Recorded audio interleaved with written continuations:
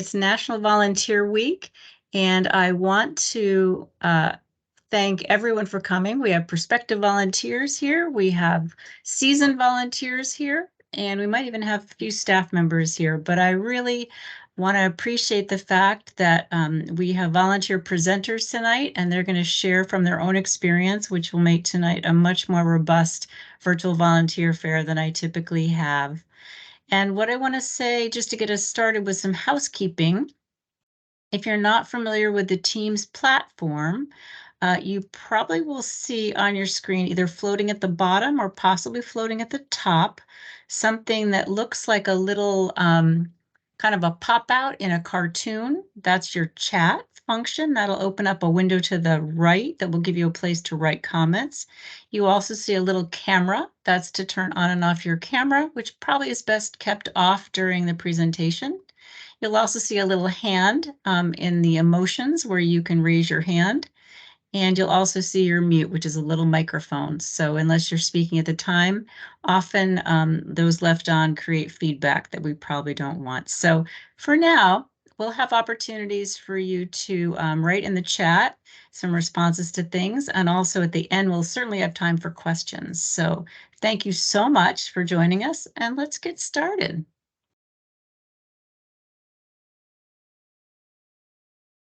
So let's start with our mission and talk a little bit about our service and our impact. The Red Cross is in its 140th, well, it had its 140th birthday last year. And so I believe it's safe to say that our long history of providing service to those facing emergency is pretty proven. I'll spend a few minutes sharing with you about our mission and our services and our impact as an organization in the communities that we serve. First, our mission. And you might be familiar with this, but it's very true and very near and dear to us that we prevent and alleviate human suffering in the face of all sorts of emergencies. And we do that with the power of volunteers and the generosity of our donors. And without those, Red Cross does not exist.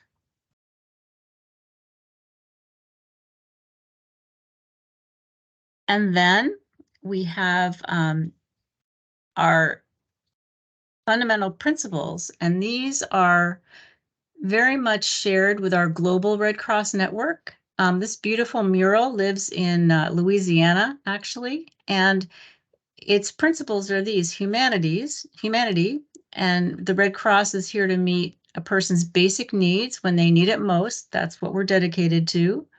We're dedicated to impartiality. We help everyone and anyone, no matter what the situation. We work with neutrality and impartiality. We don't pick sides. We never pick sides in any conflict. Independence. Red Cross is not a federal agency. Some people think we are, but we maintain our own identity separate from the government. Volunteer service, and many people don't know that 94% of our workforce is actually made up of volunteers. That's why I say without volunteers, we don't exist. Unity is dear to us in that there's only one Red Cross or one Red Crescent Society in each country. It has to be open and must carry on its humanitarian work throughout its entire territory. And then last but not least, universality. Red Cross societies throughout the world come together as one to restore humanity and to provide relief. All Red Cross societies share the same responsibility to help people around the world. And it's important to note that these are principles that are held by Red Cross societies all around the world. And then next, I'd like to talk just for a minute about our 5 lines of service. It's interesting because I think people don't know that our history was such that we were started working with the armed services. That was something that was where it all began. And then people often know about blood services because, gosh, they see our signs in every community and every neighborhood. And then our disaster services, particularly on the national level, often are seen in the news, but we also respond to every home fire in every community across the land. Training services, perhaps you've taken a CPR or a life-saving class, maybe babysitting or water safety, but we have lots of training service opportunities, not as volunteers, but to take. And then also international services. We're part of an international umbrella, and you see a picture here that features a lot of work that's done around preventing childhood diseases with immunizations, particularly measles and smallpox. And then to talk just a little bit about the breadth of our contribution, I guess, that our volunteers make. It's hard to imagine, so I'm going to read these to you a little bit, but imagine this, every 60 seconds, 63 people are assisted by the Red Cross. I find that amazing. 390,000 times a day, a child is given a measles vaccine from the Red Cross and partners. 30,000 times a day, a person receives a life-saving Red Cross health, safety, or preparedness training. 190 times a day, Red Cross volunteers help a family affected by a home fire or disaster. And 380 times a day, we provide emergency assistance to military and their family members. And I read them out loud because I think it's hard to wrap one's head around this. It's so vast.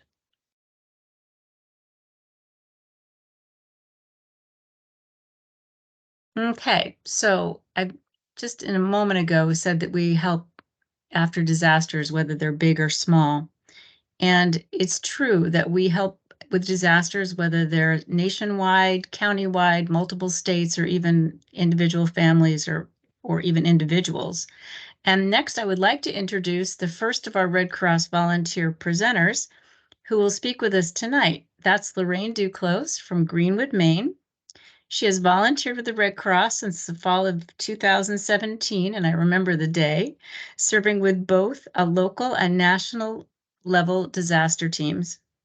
In addition to her volunteer work for Red Cross and the American Cancer Society, Loraine enjoys spending time with her grandkids and doing outdoor sports, especially skiing, kayaking, and swimming. Thank you for being here with us, Loraine.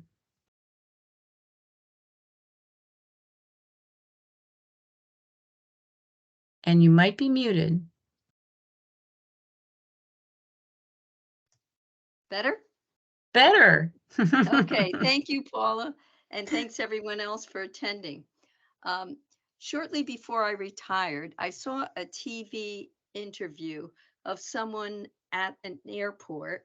I think it was Portland, and they were departing to be a Red Cross volunteer for a disaster, much as you see this picture of me here departing in an airport. And at that point, I knew that was something I wanted to do when I retired. So when Harvey hit in 2017, my husband and I were both retired. My husband's name is Paul. And I talked to Paul and said, you want to try and volunteer for Red Cross? So we signed up online. And a day later, we were contacted to do a 1 day training session. It was something unusual. They don't do that anymore at all, but it was a very intense training. And a day later, we were notified that we were going to Texas. When we got to Texas, originally we were supposed to go work in a client shelter in Nacogdoches. Since that one was closing, they rearranged things and sent us to Beaumont. In Beaumont, we were first sent to help set up a staff shelter. It was a new shelter, a large shelter that was going to house Red Cross volunteers and staff members of about 300 people. Once we got it set up, the person who was managing that shelter called the main office and asked to have us put on at that shelter as her helpers. 4 days later, her deployment was up and she arranged for Paul and I to manage that shelter. I never expected to be working with Red Cross staff and volunteers, and I certainly never expected to be put in a management position um, less than a week into my first deployment. But that's what happened, and that happens sometimes. Since then, Paul and I have served in many, many roles for the Red Cross, um, both locally and on a national level. because I'm a people person, my first love is sheltering, but I've served in a lot of different positions. What keeps me going are two things: the client appreciation and the client resilience. When I talk about resilience, it's amazing to me how someone can have water in their house 6 inches from the ceiling and still be in a shelter with such a positive, upbeat attitude. Or the people that lose their entire house in a local fire and still they are just so resilient and determined to go on, and of course, appreciative of what we do. When I think of appreciation, there's one story that has stuck with me for the entire time I've been with Red Cross. It happened on my first deployment, and it was relayed to me by a nurse.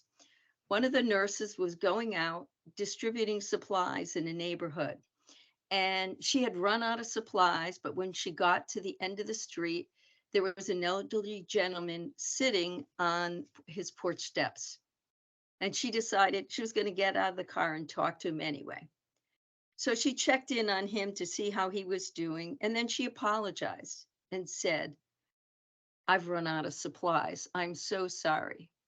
And he looked at her and he said, "Young woman, you don't get it. It's not about the stuff. What matters to me is that you came." And those words have inspired me ever since then for Mm, me to be one of those people who came. hmm.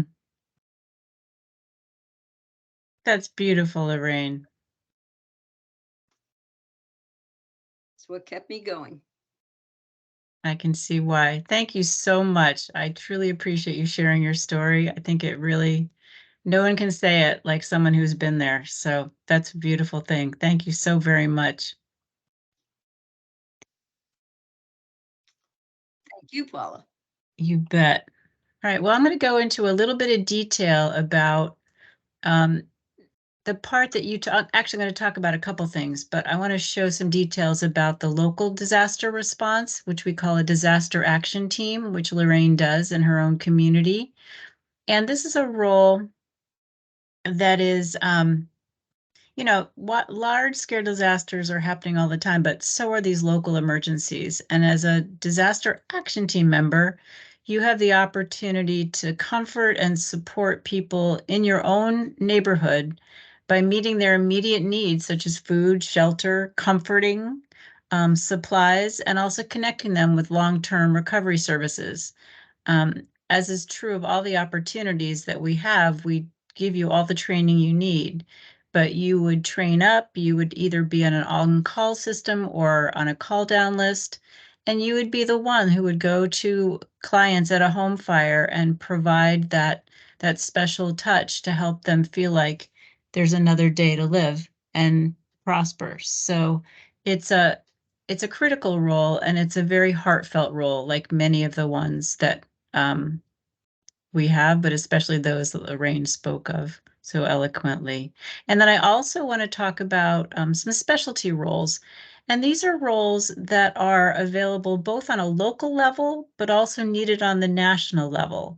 So it's really depends on someone's availability and the time they have available. But these are roles that are for professionals that are licensed in their field, and what they do is they give their time.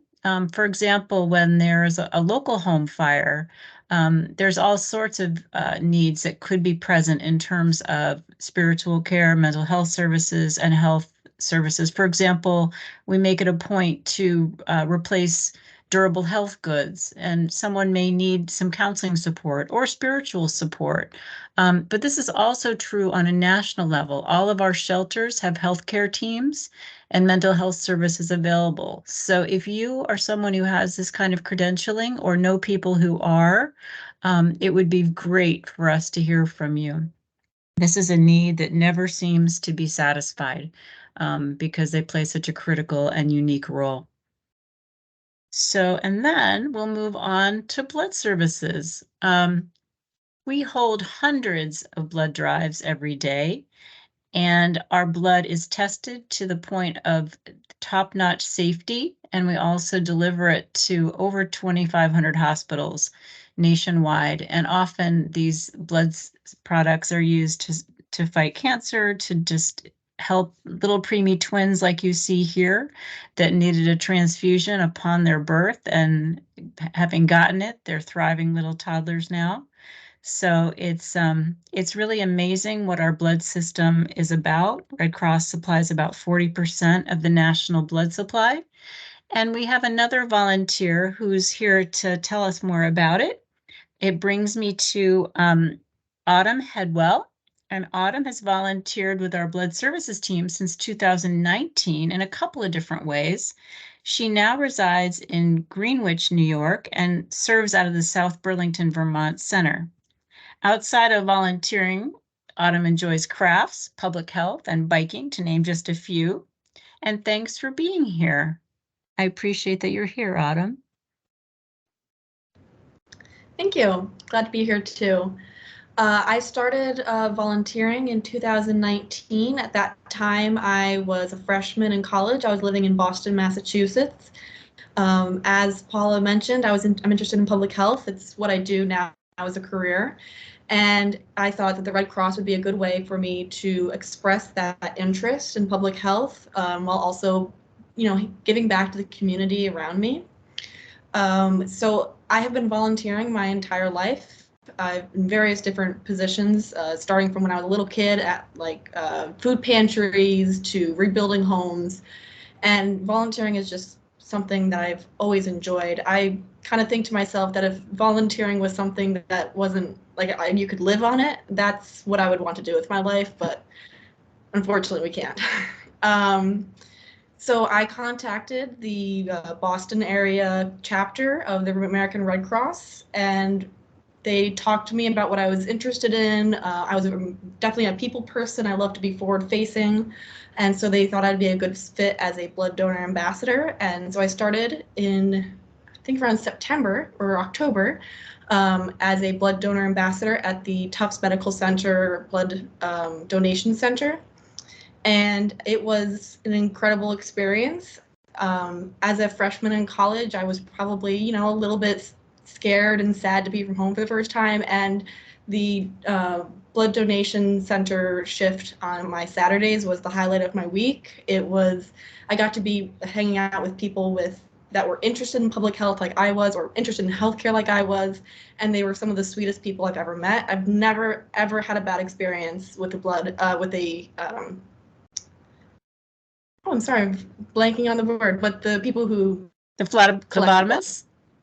Yes, phlebotomist. Thank you. I knew it began with a P. I've never had a bad experience with the phlebotomist, either when I was working as a blood donor ambassador or as donating blood. They've always been some of the sweetest people I've ever met. Then at the end of my semester, I went home to Greenwich, New York, and COVID-19 happened. So I took a little bit of a break during that time. Wasn't really volunteering. But in the fall of 2021, by that time I had transferred to the University of Vermont in Burlington, Vermont, and I was interested in volunteering again. Unfortunately, at that time, they did not need a blood donor ambassador, but the woman who was the supervisor of that kind of chapter area thought I would be a good fit for engagement. And so she got me in connection with a woman named Alice Drislane, and she is a very, very nice woman, very sweet woman. And since 2021, I've been working as an engagement volunteer. And so as in that part of my experience, Alice gives me a list at the beginning of the week of the volunteers in the state of New Hampshire that are not signed up to be a blood donor ambassador anytime soon. And so I contact them either by texting or calling them in order to remind them about the importance of being a blood donor ambassador and to let them know about the upcoming shifts in their area. It's also a way for the people who are blood donor ambassadors to kind of, if they have problems, to let the Red Cross know. And so I'm the person that usually, if I hear about something about the heater wasn't working or there was not enough snacks, I'm the person that gets to hear about that and pass it along so that it can be fixed for the next blood drive. It's a great great role to have. Alice knew that I was a full-time student at the time, and I'm a full-time worker now, and it's really my Saturdays, it's maybe 2 hours of my Saturday, which is not a huge commitment, but it's still a way that I'm able to give back to people in the state of New Hampshire. Thank you for having me. Well, thank you for being here with us. It's wonderful to hear your story, and I really appreciate you sharing it with us. I love that you've had such a long journey with us across state to state to state, and life period to life period. Here's the details about that blood donor ambassador position. This tends to be in most areas an evergreen position. Up in that Burlington, Vermont area, it tends to be full. I think those college students do a great job of filling those shifts, but in many cases, especially in our more rural areas, these are an evergreen position. It's one that's really important because you are the person that is really the face of Red Cross. You are the first one a donor meets. You help them often if they need help getting logged in for the day. You help them with that. You greet them at the recovery table that they come to after they've given their blood, and you make sure those snacks are present. But you also get them in conversation. And then you're also typically the last person to thank them when they leave. And the truth is, if that volunteer isn't there, those phlebotomists need to come forward and run the front of the house, so to speak. And that slows the whole process down. And I don't think the volunteers feel quite as welcomed when that's the case, because everyone's a little bit more frazzled than they should be. So I think it's one thing when a donor comes once and they can have the potential of impacting 3 lives, maybe even saving 3 lives. But imagine that person being very happy with their experience, feeling that warm welcome that Autumn talked about, and they decide that they want to keep giving blood and even become perennial donors. The power of that is hard to even calculate. So this is a great job. It's especially good if you want to know exactly when you're volunteering. You have a schedule that needs to be fit. You have an opportunity to pick the schedule and the dates just at least once a month, we ask, but you can pick the dates you want to work. So it's a great role for a number of reasons. So thanks again, Autumn. And then we'll move on to another part of our work. This is our international services wing. And this slide kind of tells it all. I don't know if we can think for a moment what it would be like to be separated from our loved ones. But it's true that it does happen. It could be because of military conflict. It could become because of emergency immigration. The list can go on and on. But at this time, I want everyone to welcome and meet Paul Mayo, our last but never least guest speaker tonight. Paul started as a Red Cross volunteer in September last year, and he recently switched over to become our disaster program manager in Southern New Hampshire. He lives in Lyme, New Hampshire with his family, and he enjoys hiking with his dogs. And so I'm going to welcome Paul. Thank you. Can you see me? Yes, see you and hear you. Good. I'm actually at a volunteer fair, or volunteer at a health fair in Keene, New Hampshire, trying to find people like Autumn, awesome people like Autumn and Loraine. So I apologize for any background noise. So I'm here to talk to you, and thank you, Paula, about a wonderful program that I became involved in with Celeste, who's on the call with us. Also, it's called Restoring Family Links. It's an international program like Service to the Armed Forces and International Humanitarian Law, which you'll hear about next. It's definitely, it's relatively unknown versus those larger siblings, we might call them. But the goal of Restoring Family Links is simple but fundamental. It's to reconnect people who are separated, as you were just mentioning, Paula, from loved ones internationally by a humanitarian crisis like by a war or a natural disaster. So the program uses the unique power of the worldwide Red Cross and Red Crescent movement, which is a network of 192 Red Cross and Red Crescent national societies around the world. And it works in conjunction with the International Committee in Geneva. So on the face of it, it might seem like this kind of service is not needed in the modern world with cell phones and the internet.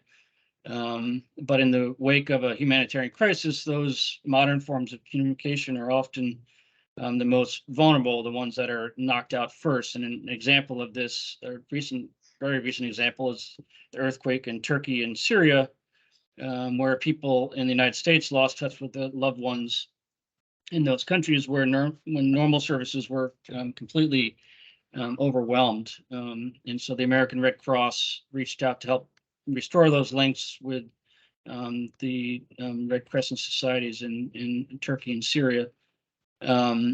So the Red Cross and Red Crescent movement has a rather unique position in the world with its long history, its well-deserved reputation as a neutral, impartial party, as Paula touched on at the very beginning, with fundamental values. And it maintains confidentiality and privacy as part of those fundamental values. And these values and history give the Red Cross and Red Crescent societies access to places like refugee camps, war zones that most other nonprofits and governments may not have.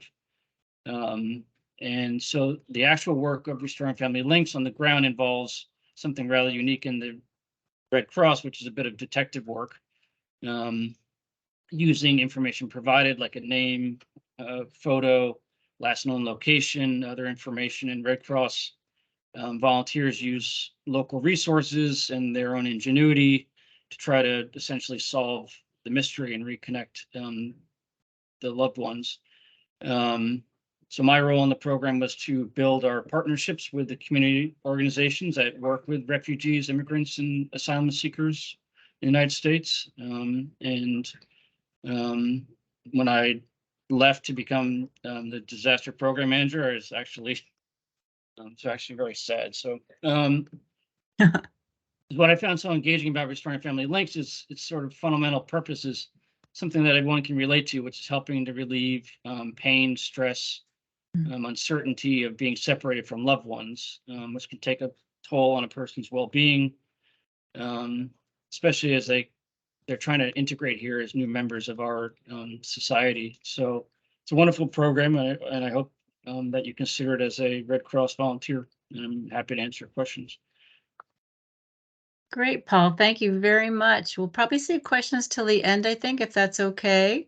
But I do want to go ahead and related to what you were speaking about, I have another role in international services that is not quite the same as what you described, but again, very much in touch with some of the causes behind those separations. And so if you're someone who is passionate about the rules of war, this may be you, or may not be you, may not be an area you know much about yet, but this is something that you can train for. And you would start at the basic level. You could go on to become intermediate and advanced with additional training, but you would be learning this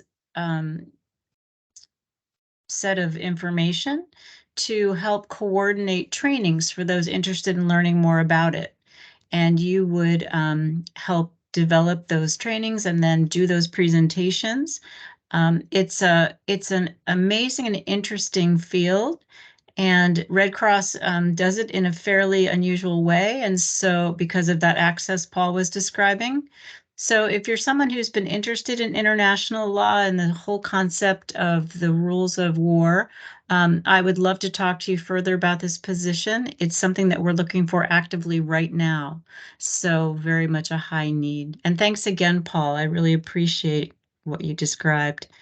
And then now I'm going to move a little bit to a part that's particularly for the prospective volunteers who are here tonight. And I want you to think about what the next steps might be. So I'm going to outline them a little bit for you, but I would be sending you a link I'll have it in a follow-up email. It's actually always under my signature, to tell you the truth. But what happens is you would submit your application by following that link. And then we have a volunteer screening team that will reach out to you. Again, volunteers, it's another volunteer role. They would talk to you about your interests, make sure that the thing that interests you really fits your schedule and your interests in the long term. And then once that's a position is confirmed, they'll get you referred or sent to your supervisor. Your supervisor will then reach back out to you and talk with you about what you're going to be taking on. They'll tell you what trainings to take on our online system. And then before you know it, you'd be signing up for shifts or taking on tasks. And then you'd be sure all along the way, and this is just a plug for the future, you would log your volunteer hours. It's always important to us that we log your volunteer hours so that you get the credit you're due. And we can also be sure that we can we can tout the power of our volunteers. And then this is something you can all participate in. And maybe you'll put your responses in the chat, or if you want to raise your hand, you could do that. But you've probably heard a lot of stuff tonight. Maybe you knew most of it, maybe you didn't. But what are you going to do with it? Are you thinking you might sign up as a volunteer? Are you just going to maybe keep it in mind for the future? Maybe you'll tuck it in your back pocket and not think about it again for a while. Give us your honest opinion. And Autumn, if you see anything pop in the chat, or if you see a hand up, if you'd let me know.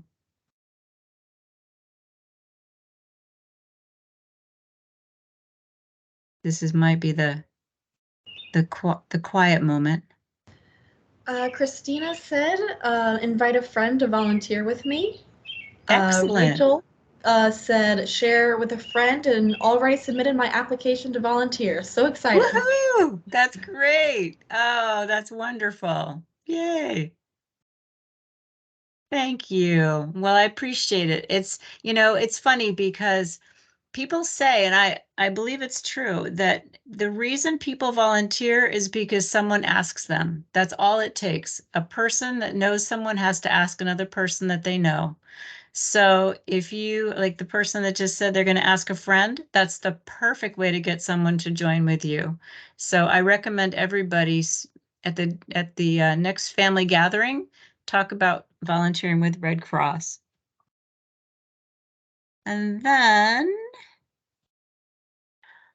it's an official time for questions. So if you have questions for any of our current volunteers, or you just want to throw a question out to the crowd, again, you can raise your little hand in that app at the little bar, or you can just put it in the chat and Autumn will relay it to me.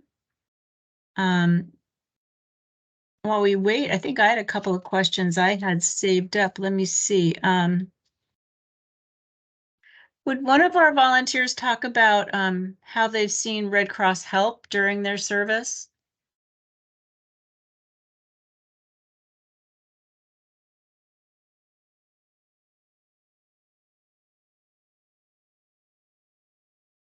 I would point to Loraine or Autumn. They seem to have some really interesting stories. Mm-hmm. I agree, Paul.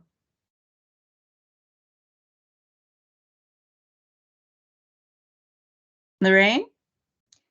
Yeah, Paula, you're talking about like help from like the office and that sort of thing? Is that what Oh, you're no, saying? actually, like when you've been in service, how have you seen, I think you talked about a few experiences, but how have you seen Red Cross at work when you've been serving?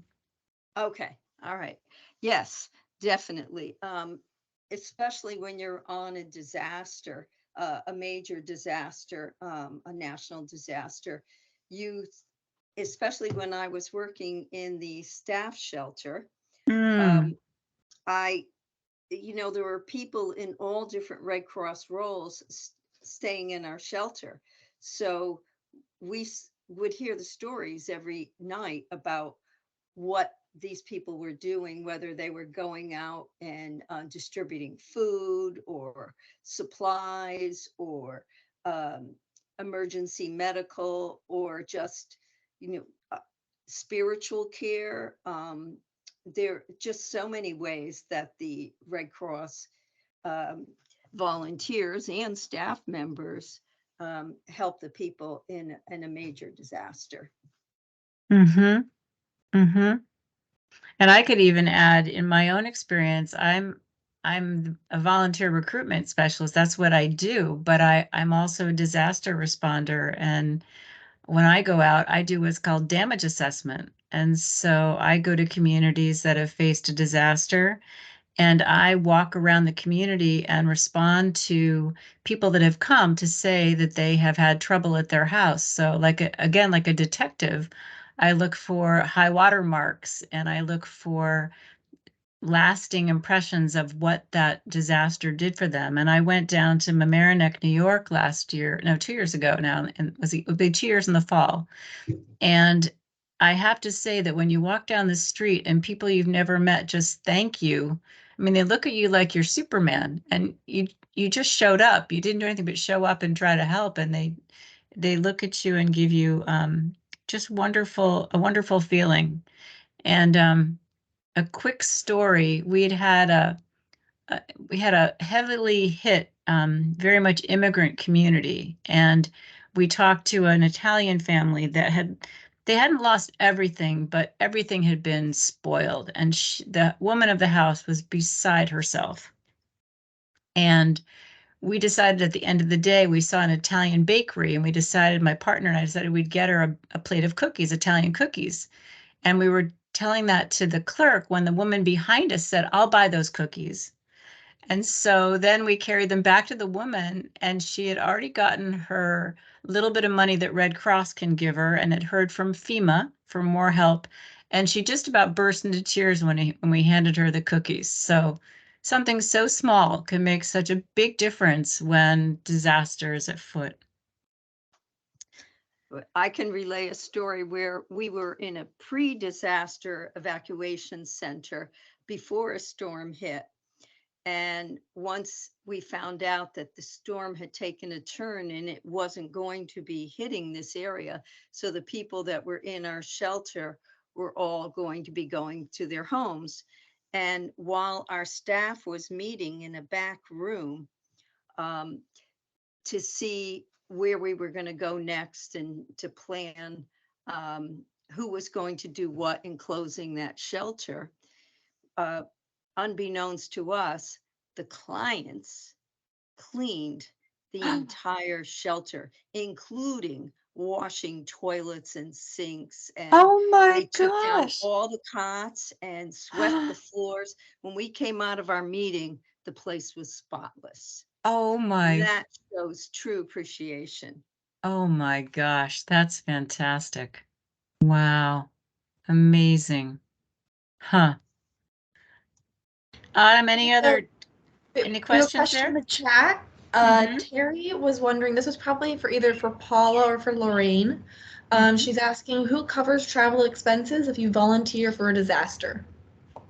Oh, Loraine, you want to take that or shall I? I can do it. Great. So when you are going to a national disaster, the Red Cross will provide you with the airlines. They make the reservations for you. And so you do get the free flight.